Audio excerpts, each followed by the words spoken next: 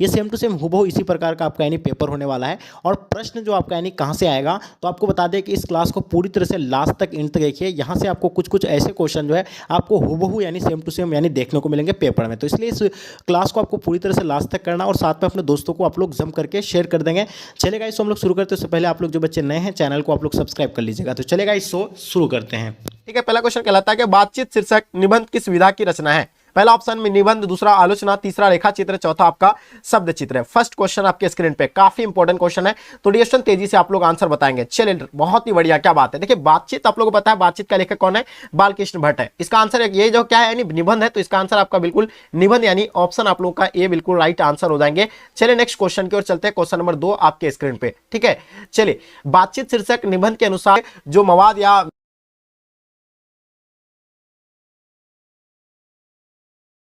जो धुआं बनकर यानी अंदर जमा रहता है वो कैसे यहाँ निकल सकता है, तो बिल्कुल आपको डेफिनेटली पता होगा ये बातचीत के माध्यम से ही जो है ये दूर हो सकती है। तो इसका आंसर आप लोग का बातचीत के जरिए यानी ऑप्शन आप लोगों का सी बिल्कुल राइट आंसर हो जाएंगे। बहुत ही बढ़िया। चलिए नेक्स्ट क्वेश्चन आपके स्क्रीन पे। क्वेश्चन नंबर 3, उसने कहा था किस प्रकार की कहानी है। सबसे पहले फर्स्ट ऑफ ऑल आपको जानना उसने कहा था का लेखक कौन है, तो बिल्कुल आपको पता है चंद्रधर शर्मा गुलेरिया है। क्या ये चरित्र प्रधान है या आगे देखिएगा इसका यानी कर्म प्रधान हो गया, आपका धर्म प्रधान या आपका वात्सल्य प्रधान। तो डियर स्टूडेंट आपको पता है कि यानी उसने कहा था किस प्रकार की कहानी है, तो डेफिनेटली आप सब बच्चों को पता होना चाहिए। तो बिल्कुल इसका आंसर आपका परफेक्ट आंसर आ रहा है यानी कर्म प्रधान। इसका आंसर आपका ऑप्शन बी बिल्कुल राइट आंसर हो जाएंगे। चलिए बहुत ही बढ़िया। चलिए नेक्स्ट क्वेश्चन की ओर चलते हैं। Question number 4।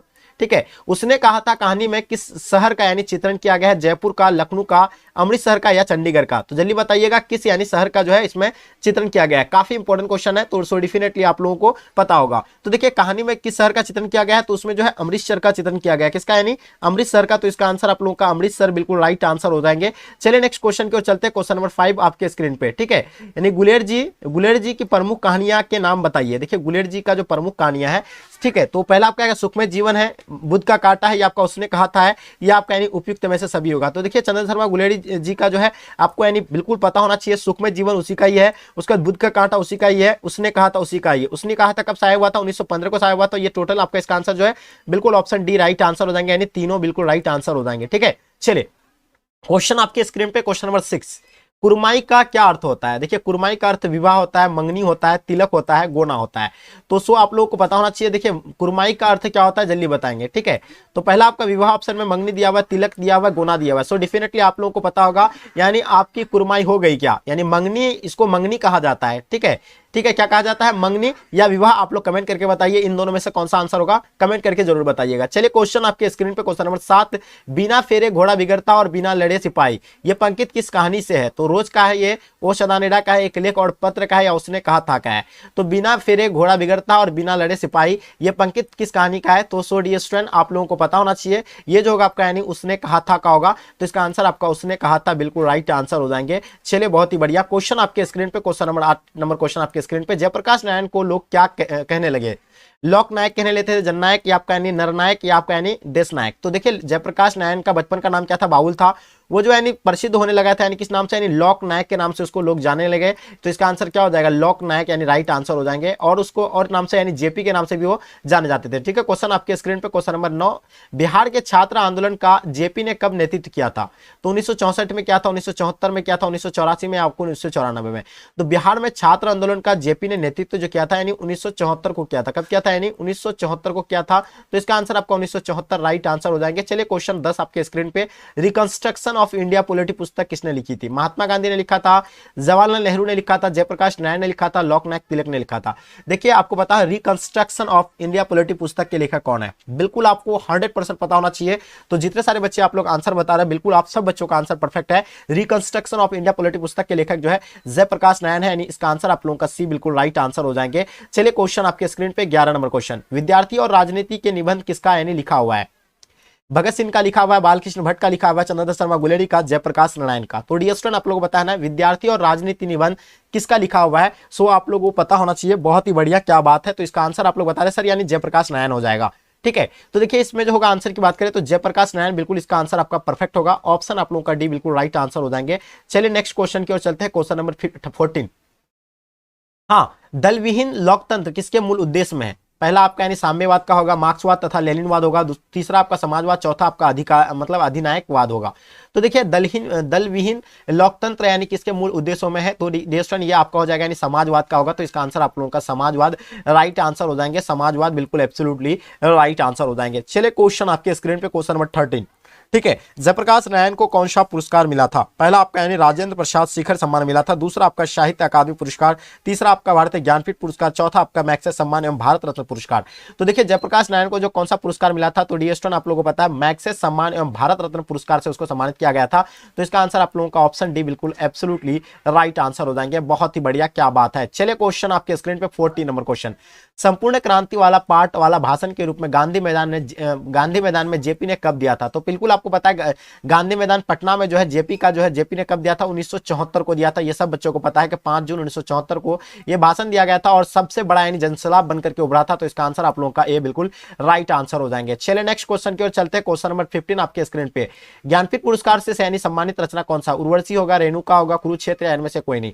देखिए ज्ञानपीठ पुरस्कार से सम्मानित जब किया गया था यानी किसमें किया गया था? तो डिरेक्शन आपको पता होगा उर्वशी में जो है ज्ञानपीठ पुरस्कार से सम्मानित किया गया था। तो इसका आंसर आप लोगों का बिल्कुल उर्वशी राइट आंसर हो जाएंगे। चलिए क्वेश्चन आपके स्क्रीन पे क्वेश्चन नंबर आपका 16 नंबर क्वेश्चन, युद्ध और शांति की समस्या पर लिखी गई काव्य कीर्ति जो है क्या है? यानी युद्ध और शांति की समस्या पर लिखी गई काव्य कीर्ति कुरुक्षेत्र होगा, यानी रसीमर्थी होगा, या आपका परशुराम की प्रतीक्षा होगा, इनमें से सभी होगा। तो युद्ध और शांति की समस्या पर लिखी गई काव्य कीर्ति जो होगा आपका यानी बिल्कुल कुरुक्षेत्र होगा।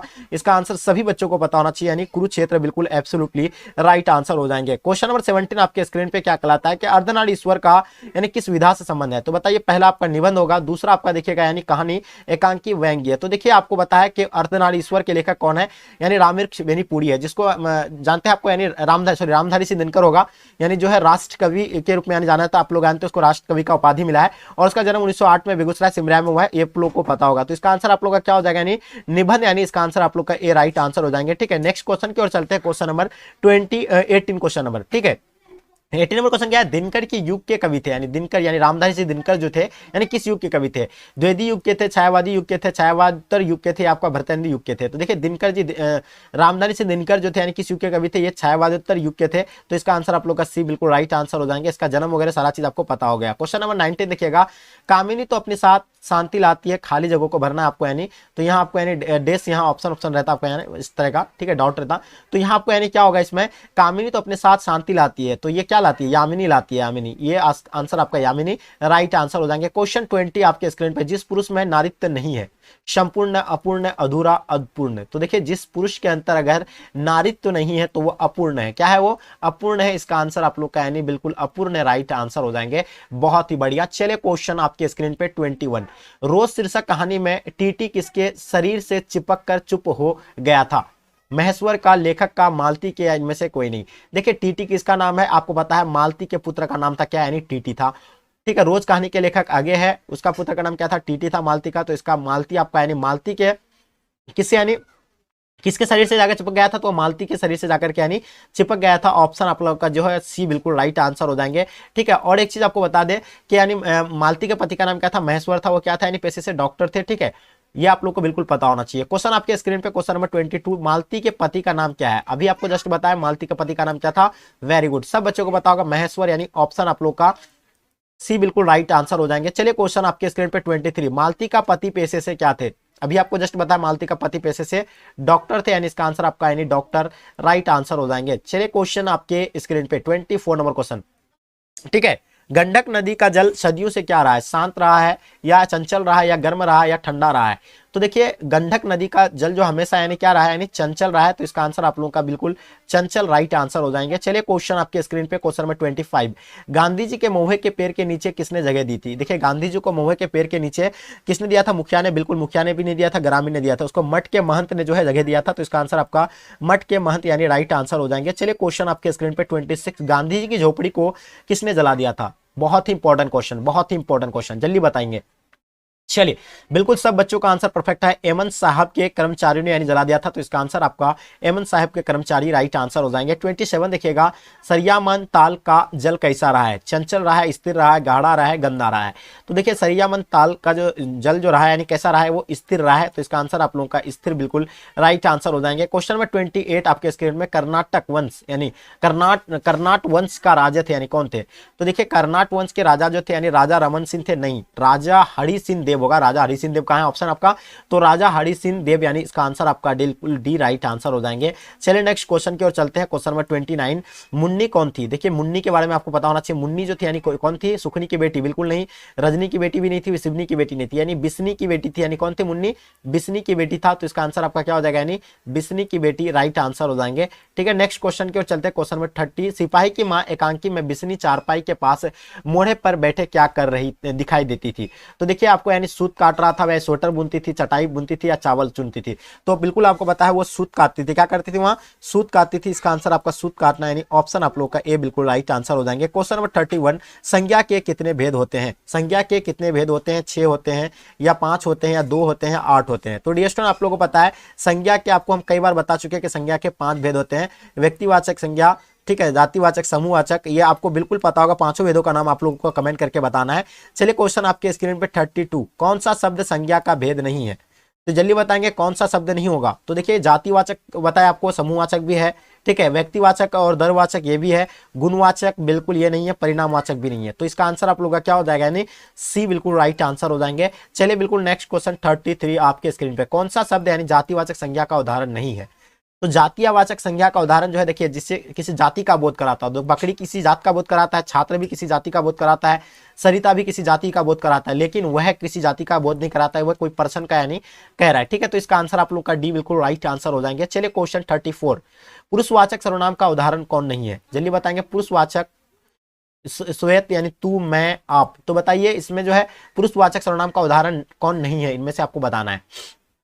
तो देखिए तू जो है ये आपका यानी पुरुषवाचक का बता रहा है, मैं, आप, यानी ये पुरुषवाचक का सवाल है, लेकिन श्वेत जो है ये नहीं बता रहा है, तो इसका आंसर आप लोगों का बिल्कुल ए राइट आंसर हो जाएंगे। 35 आपके स्क्रीन पे, निश्चयवाचक सर्वनाम का उदाहरण कौन नहीं है? देखिए निश्चयवाचक सर्वनाम का उदाहरण ये है, कुछ, ये है, इनमें से कोई नहीं। तो देखिए आपको निश्चयवाचक का अगर बात करें तो निश्चयवाचक का जो होगा आपका यानी कुछ बिल्कुल राइट आंसर हो जाएंगे। चलिए नेक्स्ट क्वेश्चन की ओर चलते हैं। क्वेश्चन नंबर 36, संबंधवाचक सर्वनाम कौन नहीं है? इसमें से जो है संबंधवाचक आपको बताना है, संबंधवाचक नहीं होगा। तो देखिए संबंधवाचक की अगर बात करें, जिसका, जो कि, ये जो आपका यानी संबंध बताता है, जिसको, जिनकी, ये भी है, बिल्कुल क्या है? संबंधवाचक का उदाहरण है। तो इसका उपयुक्त में से दोनों हो जाएगा। इसका आंसर आप लोग का सी बिल्कुल राइट आंसर हो जाएंगे। 37, वह कौन है जो परा रो रहा है? किस सर्वनाम का उदाहरण है? जल्दी बताइए। निश्चयवाचक का? बिल्कुल ये निश्चयवाचक का हो ही नहीं सकता है। संबंधवाचक का भी नहीं लग रहा है। ये आपका यानी प्रश्न कर रहा है, यानी क्या कर रहा है? प्रश्नवाचक है। तो बिल्कुल ये डेफिनेटली आप सब बच्चों का आंसर प्रश्नवाचक जो भी बच्चे दिए राइट आंसर हो जाएंगे। 38, रोटी मत खाओ क्योंकि वह जलती है, और कौन सर्वनाम होगा? अनिश्चयवाचक होगा, संबंधवाचक होगा, निश्चयवाचक होगा, प्रश्नवाचक होगा? तो देखिए रोटी मत खाओ, ये जो है आपका यानी क्यों वह जलती है, ये जो है जली है, सॉरी वह जली है, तो ये जो होगा आपका यानी निश्चयवाचक का हो जाएगा, यानी बिल्कुल इसका आंसर आपका सी राइट आंसर हो जाएंगे। क्वेश्चन 39, यानी व्यापार शब्द का विशेषण क्या होगा? व्यापार शब्द का विशेषण बताइए। देखिए व्यापार शब्द का विशेषण तो आप लोगों को डेफिनेटली पता होगा, व्यापार का व्यापारिक, यानी ऑप्शन आप लोगों का सी बिल्कुल राइट आंसर हो जाएंगे। ठीक है, चलिए क्वेश्चन आपके स्क्रीन पे 40 नंबर क्वेश्चन, लोक का विशेषण क्या होगा? लोक का विशेषण क्या होगा? तो बिल्कुल सब बच्चों को पता है, लोक का लौकिक बिल्कुल आपका आंसर परफेक्ट हो जाएगा। बहुत ही बढ़िया, क्या बात है, सब बच्चों का आंसर आप लोगों का बिल्कुल परफेक्ट आ रहा है, एकदम नेक्स्ट लेवल का आंसर आप लोगों का आ रहा है, और इसी तरह का सही बच्चों का आंसर आना चाहिए। चलिए 41 आपके स्क्रीन पे, करण कारक का चिन्ह। देखिए कारक के आपको बताए थे 8 भेद होते हैं, उसका चिन्ह को आपको याद रखना है। जैसे कर्ता ने कर्म को करण से, तो यहाँ आपका बात कर रहे हैं करण से, तो करण से आपका कहां हो जाएगा? करण से द्वारा, यानी ऑप्शन आप लोगों का बी बिल्कुल राइट आंसर हो जाएंगे। चलिए नेक्स्ट क्वेश्चन की ओर चलते हैं। क्वेश्चन नंबर 42, संप्रदान कारक का चिन्ह बताइए। संप्रदान आपको पता है, संप्रदान को के लिए होता है, क्या होता है? संप्रदान को के लिए होता है, तो ऑप्शन आपका यानी सी बिल्कुल राइट आंसर हो जाएंगे। सारा चिन्ह आपको याद रखना है, कर्ता ने होगा, कर्म को होगा, ये आपको याद रखना है। क्वेश्चन नंबर 43, अपादान कारक का चिन्ह। देखिए आपको यहाँ से कारक से 3 से 4 क्वेश्चन आपको डेफिनेटली देखने को मिलेंगे। अपादान कारक का चिन्ह बताएंगे। चलिए देखिए अपादान से, तो बिल्कुल अपादान से होगा, यानी ऑप्शन आपका डी बिल्कुल राइट आंसर हो जाएंगे। ठीक है, चलिए पेड़ से पत्ता गिरना, ये भी अपादान कारक का उदाहरण है, क्योंकि से। ठीक है, चलिए क्वेश्चन आपके स्क्रीन पे, क्वेश्चन नंबर 44, वह कुल्हाड़ी वृक्ष से काटता है, कारक कौन सा होगा? तो यहाँ क्या आपका यानी से दिखा रहा है, वह कुल्हाड़ी से वृक्ष काटता है, से वृक्ष काटता है। तो से जो आता है करण से होता है, क्या होता है, कर्ता ने कर्म के करण से है, तो करण से इसका आंसर आप लोगों का डी बिल्कुल राइट आंसर हो जाएंगे। क्या बात है, सब बच्चों का एकदम बिल्कुल नेक्स्ट लेवल का आंसर आप लोगों का आ रहा है। क्या बात है, सब बच्चों का आंसर आप लोगों का बिल्कुल परफेक्ट आंसर आ रहा है, बहुत ही बढ़िया। चलिए नेक्स्ट क्वेश्चन की ओर चलते हैं। क्वेश्चन नंबर आपके स्क्रीन पे 45 देखेंगे। ज्ञानेश्वर, ज्ञानेश्वर क्या कहलाता सवाल, ज्ञानेश्वर, ज्ञानेश्वर का संधि विच्छेद क्या होगा, ज्ञानेश्वर का 45, ज्ञानेश्वर का संधि विच्छेद क्या होगा। तो ज्ञानेश्वर का अगर संधि विच्छेद की बात करें तो ज्ञा जोड़ नेश्वर नहीं, बिल्कुल नहीं होगा, ये आपका हो जाएगा यानी ज्ञान जोड़ ईश्वर होगा। तो यहाँ ऑप्शन आपका ज्ञान जोड़ ईश्वर, ऑप्शन सी राइट आंसर हो जाएंगे। चलिए 46 आपके स्क्रीन पे त्रिपुराड़ी का संधि विच्छेद क्या होगा, त्रिपुराड़ी का संधि विच्छेद जल्दी बताएंगे, त्रिपुराड़ी का संधि विच्छेद क्या होगा डियर स्टूडेंट, तेजी से बताइए। चलिए बिल्कुल आप सब बच्चों का आंसर परफेक्ट होगा। देखिए त्रिपुराड़ी का अगर संधि विच्छेद करते हैं तो त्रिपुर जोड़ अड़ी हो जाएगा, तो कौन सा ऑप्शन में है, इसमें भी नहीं है, इसमें भी नहीं है, इसमें भी नहीं, इसका ऑप्शन आपका डी बिल्कुल राइट आंसर हो जाएंगे। चलिए 47 क्या कहलाता है, हास्यास्पद का संधि विच्छेद क्या होगा, यानी हास्यास्पद, हास्य जोड़ अस्पाद, यानी आपका आंसर बिल्कुल ऑप्शन ए राइट आंसर हो जाएंगे, यानी ऑप्शन आपका ए बिल्कुल परफेक्ट आंसर होगा। 48 आपके स्क्रीन पे आजनम कौन सा समास है। देखिए आजनम के बारे में बताना है, ये आजनम कुछ बच्चे कभी कभी बोलते हैं तत्पुरुष होगा, कुछ बच्चे बोलेंगे अविभाज्य समास। देखिए आजनम की अगर बात करें तो आजनम आपका अविभाज्य समास हो जाएंगे, यानी ऑप्शन आपका ए बिल्कुल राइट आंसर हो जाएंगे। चलिए क्वेश्चन 49 चतुर्भुज कौन सा समास है। चलिए डेफिनेटली आप सब बच्चों को पता होना चाहिए, कर्मधारय हो जाएगा, बहुव्रीहि हो जाएगा, तब तत्पुरुष ये आपका अविभाज्य हो जाएंगे। तो चतुर्भुज आपका यानी कौन सा होगा, तो बिल्कुल आप सब बच्चों को आपको पता है चतुर्भुज के बारे में। तो चतुर्भुज आपका यानी बहुव्रीहि समास का उदाहरण आएगा, तो इसका आंसर आप लोगों का बिल्कुल यानी ऑप्शन आपका बी राइट आंसर हो जाएंगे। क्वेश्चन नंबर 50 आपके स्क्रीन पे हाथ पैर, जैसे आपको हम क्या बताए थे कि जिसमें भी अगर जोड़ दिखे आपको, जैसे अगर जोड़ दिखेंगे ना तो इसमें तो आपको बिल्कुल पूरी तरह से बता दिए थे, इस तरह का जहां अगर दिखे तो तुरंत आपको यहां दिख रहा है कि ये भी लड्डू घुमा हुआ है, तो इसमें जाकर के क्लिक कर देना है। यानी आपका यानी जो भी यानी जोर वाला, जैसे हाथ पैर, माता पिता, भाई बहन, इस तरह का अगर जो भी अगर जोड़ा वाला है समझ जाओ कि वह द्विंद समास होगा, यानी ऑप्शन आप लोगों का भी बिल्कुल राइट